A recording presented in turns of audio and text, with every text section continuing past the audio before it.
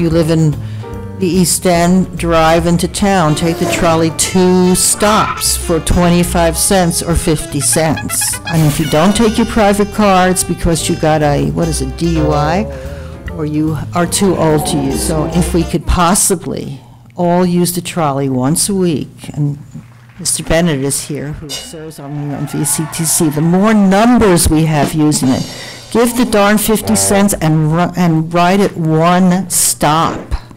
If we can get people to use it twice a week and cut down on one of their cars in their house, or perhaps carpool.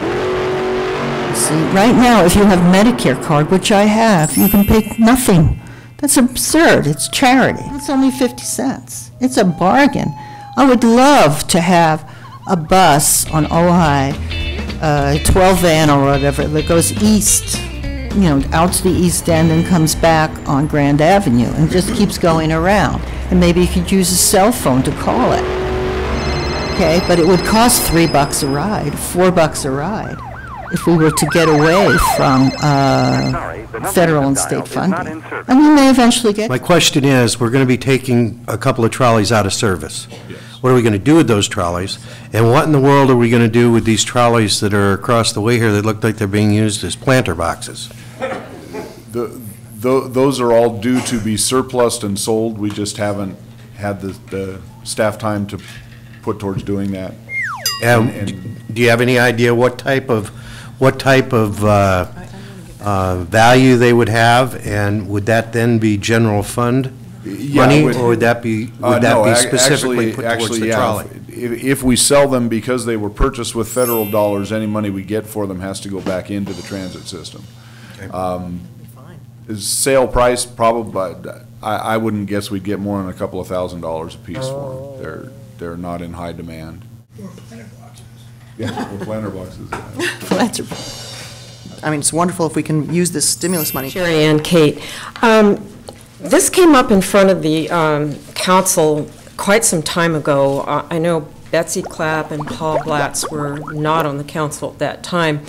I had sent an email to the council members at that time expressing concern about the noise of the trolleys. And I couldn't make it to the meeting, but reading the minutes after the council meeting, the council expressed concern about that and wanted to make sure that when these trolleys were purchased, that they would not be as loud as the ones that we currently have. I live 2 blocks off of Ojai Avenue, and I can tell you exactly when the trolley's going by. They're as loud or louder than a garbage truck. And what I have found out is that the 2 new ones are the loud ones. So I am very concerned. I know this is very convenient to be able to do this process where Morro Bay has already got these things and you're going to get them at a great price. But I don't want to see convenience override our concern for the noise levels in Ojai. So I'd like for your consent to be predicated upon making sure that these new trolleys are not as loud as the last few that were bought, so that eventually we will have no quiet trolleys at all. At least sometimes we have quiet ones when they come through town. But if eventually they're all loud, it's a serious concern. There's a testing that all of these vehicles go through that's called Altoona testing. It's required by the feds. They do noise tests for these things. They do road test noise. They do engine test noises and the whole thing. And you know, the FTA has set a standard for what is an acceptable amount of noise out of these vehicles, and they have to meet that requirement in order to qualify for this purchase in the first place. I can't say whether they're going to be necessarily less noisy than the trolleys that we have now. Part of that's just the nature of the beast. First of all, I know we have had a real problem with ridership, and I was wondering if there's any indication that ridership is improving. I'll have to look at the statistics and see. I haven't looked at them recently, so I look every time they go by and they're empty. most of the time. Maybe 1 or 2 people are in them.